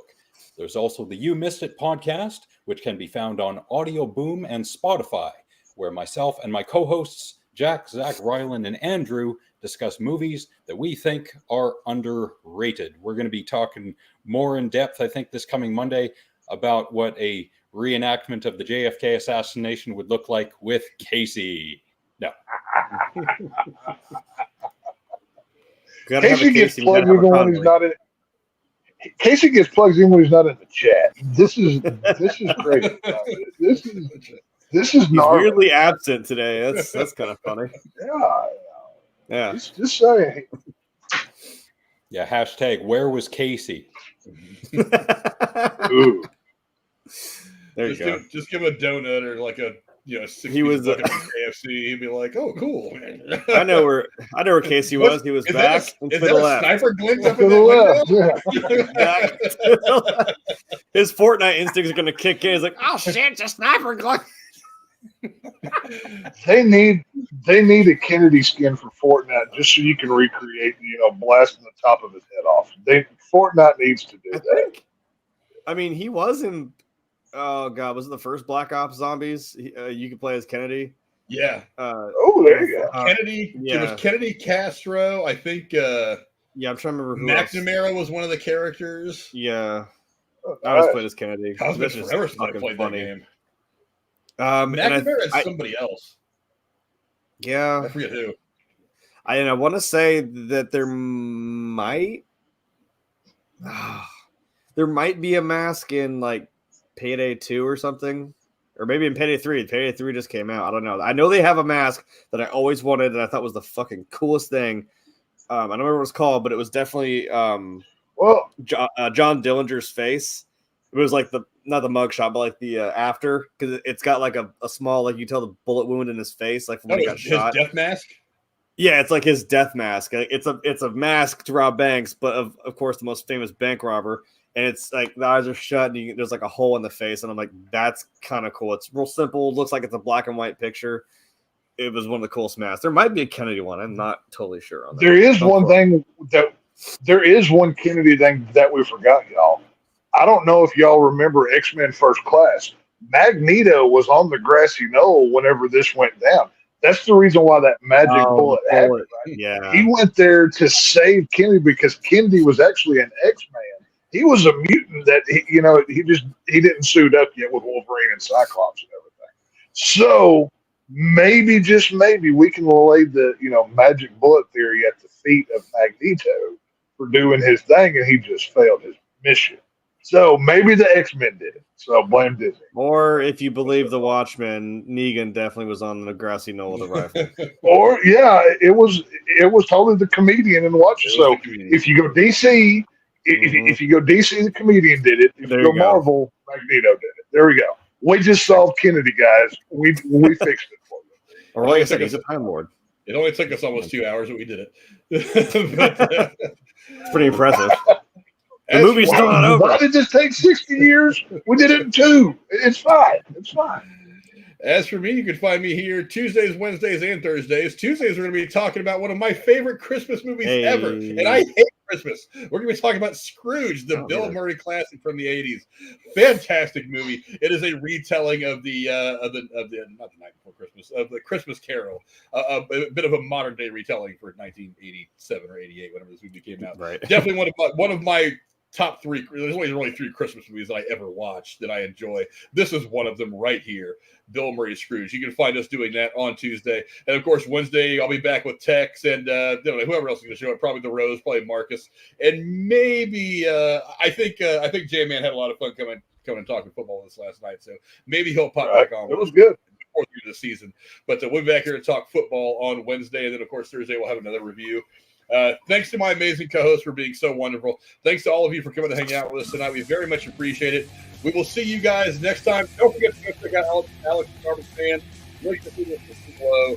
Go check it out every Monday. They have great conversations over there. A lot of really cool people in the chat as well that are great to conversate with. Until next time, we'll see you later on. Adios. You know what I find funny? I find funny that Tex didn't like Oppenheimer, but like this movie, which they're kind of the same thing. A lot of heavy dialogue, political intrigue. Yeah. It takes place in my backyard. I'm kind of biased, and the guy gets shot in the head. I mean, it's kind of caters to it. The whole town blew up. What do you want?